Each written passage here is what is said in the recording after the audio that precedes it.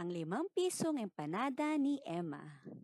Kwento at guhit ni Teacher Grace. Pawis na pawis si Emma sa pagtitinda ng empanada sa palengke.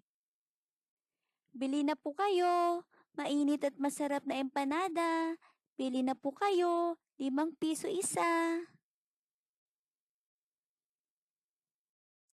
Pabili ako ng 2 empanada, Emma.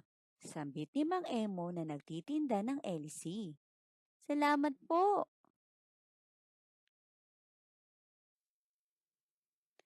Pabili ako ng 2 empanada, Emma.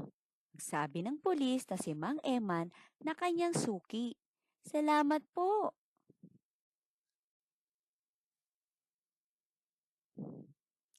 Dalawang empanada na lang ang natitira sa paninda ni Emma.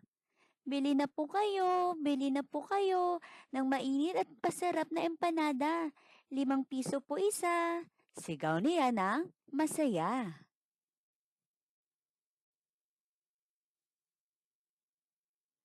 Bigla siya napangiti na makita ang papalapit na babae.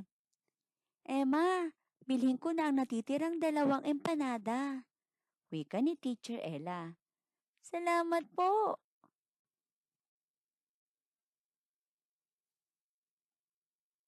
Masayang masaya si Emma. Naubos na ang kanyang paninda. Makakauwi na rin siya ng maaga. Wakas.